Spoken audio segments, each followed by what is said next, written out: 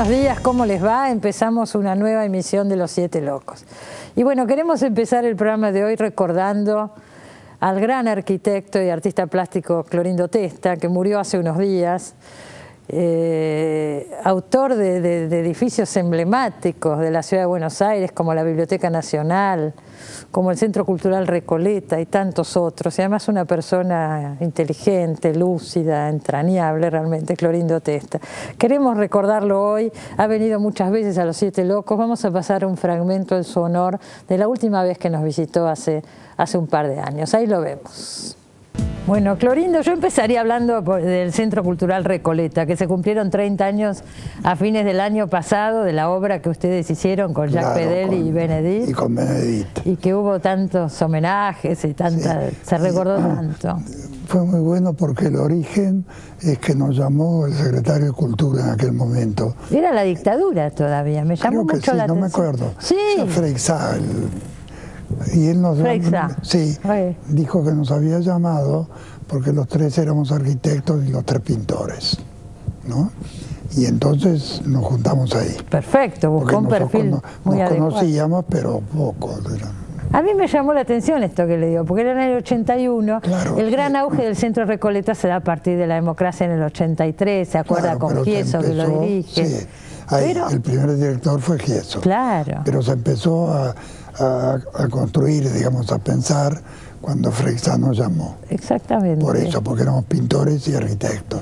¿Y cómo? Porque es un desafío, uno todavía hoy, ¿no? Tantos tiene 30 años, pero es una obra que a mí por lo menos me atrae mucho. Y fue muy interesante porque había unos cuartos atrás, que había unos ataúdes vacíos, ¿no? Que les dijimos que bueno, que había que sacarlo. Ajá. ¿No? Estaba todo.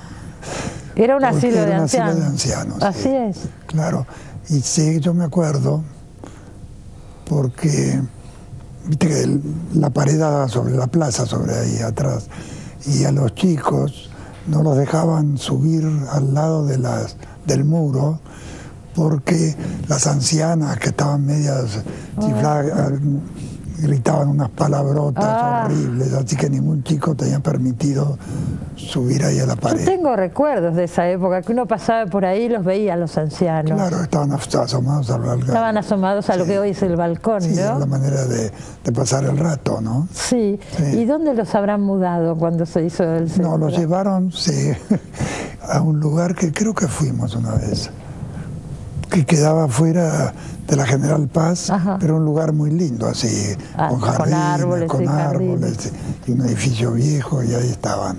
Ahora digo, ¿cómo se trabaja, pregunta que todavía sirve para el día de hoy, con edificios de tan alto valor patrimonial como era lo que es hoy el Centro Recoleta? Es un edificio de los más antiguos de Buenos Aires, ¿no? Claro, pero yo creo que el principio básico es que vos estás en el año en que estás.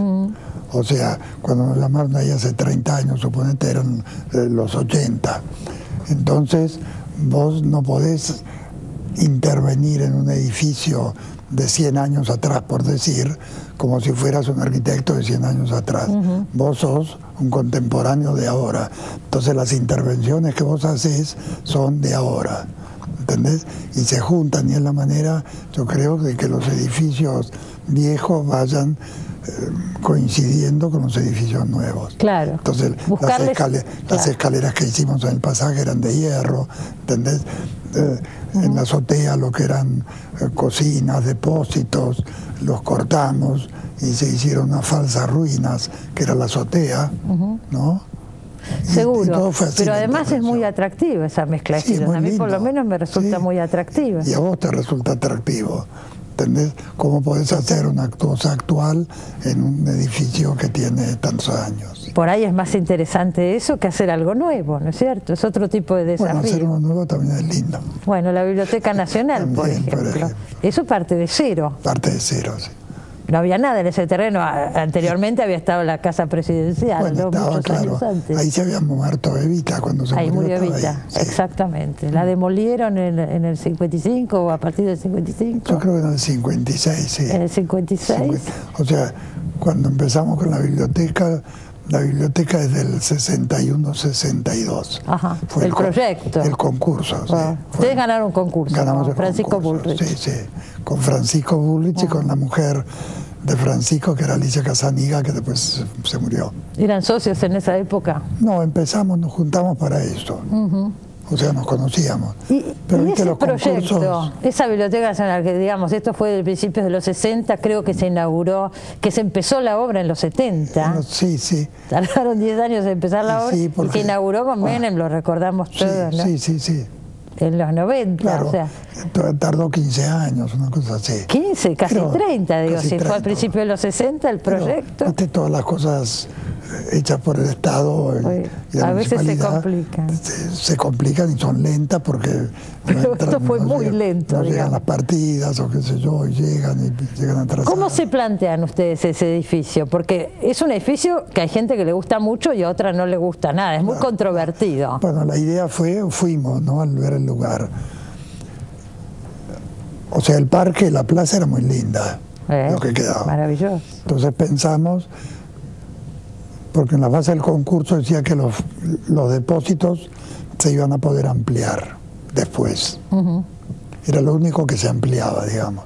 Había que tener presente que después se empleaban los depósitos. Tenía que estar planeado ese lugar, pues, digamos, claro. considerado. Entonces pensamos que los depósitos iban a estar abajo y que cuando se tenían que ampliar se iban a ir hacia la plaza, hacia la calle de las Heras, ¿no? Entonces el edificio no había que tocarlo después. Eso fue una de las cualidades, digamos, por las cuales ganamos. Claro. Porque hay otros proyectos que salieron segundos, terceros, que ampliaban dentro del mismo edificio. Claro. ¿No? Y esta cosa de ponerlo como en la altura, ¿no? Está relacionado con lo mismo. Y pensamos que el espacio público lo teníamos que conservar. Entonces, hay una plaza pública debajo del edificio. Claro. O sea, el edificio está parado en 4 patas. Está parado en patas, sí. Me acuerdo que era un cuadrúpedo. Entonces Francisco Bullrich dijo que si cuando llamamos a los asesores, que eran Hilario Fernández Long y Regini, y decían que en vez de 4 tenían que tener 6 patas, ya eran demasiado, porque de cuadrúpedo pasar a hexápodo era, ¿no? Pero por suerte quedó en cuadrúpedo. Y después lo divertido fue que cuando se excavó debajo del Gran Gomero, a 3 metros de profundidad, había un gliptodonte, ¿no? Que viste que es, tipo lo dibujás, es igual que la biblioteca. Ah, que no está. La máquina cortó y cortó la caparazón, viste, por la mitad. ¿Apareció ahí? Y apareció ahí, quedó un semicírculo blanco de 1,20 metros de diámetro, así, que después lo sacaron y lo llevaron al museo etnográfico, no sé qué. ¿No podía quedar ahí? No, no podía, hubiera sido bueno. ¿Es cierto? Sí. O sea, lo debieron haber dejado ahí en una vitrina, en el hall de entrada. Podría ser muy interesante. Y haberlo incorporado. O sea, completado como era, porque el gliptodonte tiene 4 patas altas, tiene un cuerpo, tiene una caparazón que lo cubre, y si vos lo dibujás es como si fuera la biblioteca.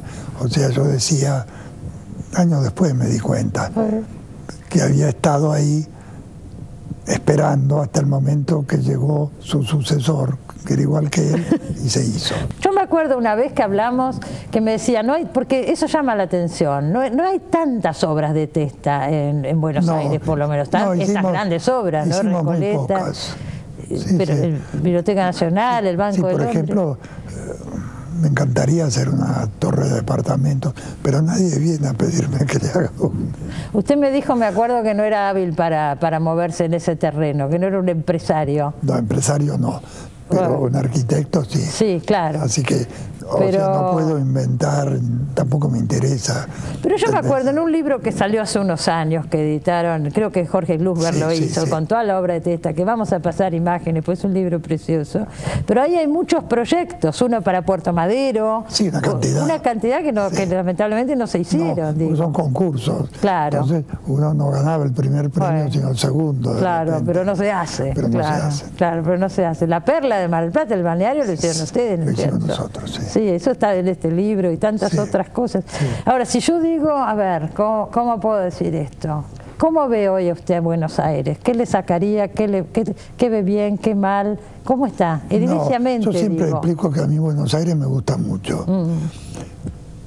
Y me gusta porque debido a ese damero que se hizo en la época de la colonia y los lotes que miden 8,66, que son 10 varas, porque los españoles tenían las varas, ¿entendés? Vos tenés en Buenos Aires casas bajitas de un planta baja y un primer piso, y al lado una casa de 10 pisos. Entonces, en Buenos Aires se arman un poco como son estas columnas que están acá, que vos a través de los espacios que dejan, mirás. O sea, viste, el estudio mío está ahí en Santa Fe y Callao, o sea, el centro. Pero vos te asomas al balcón y ves a 3 kilómetros, entre estas desfiladeros, ves a 3 kilómetros de distancia. Todavía hay como un horizonte. Sí, es un horizonte. Además están las medianeras, que son unas paredes que reflejan la luz del sol. Mi estudio da al sur, nunca se cierran las persianas porque nunca entra el sol, pero tiene una luz equivalente a este cuarto. ¿Y eso no es lo común en la mayoría de las ciudades?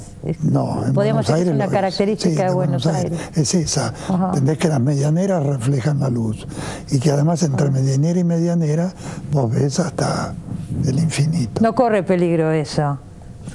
Cuando se llene toda la ciudad van a faltar todavía mucho. Bueno, pero digo, ¿habrá normas que lo impidan o que...? No, va a seguir, o sea, al final va a ser como Milán, Milán todo es igual, pero yo creo que faltan 150 años. Bueno, dedicamos por supuesto el programa de hoy a Clorindo Testa. Nos vamos al primer corte y enseguida volvemos, no se vayan.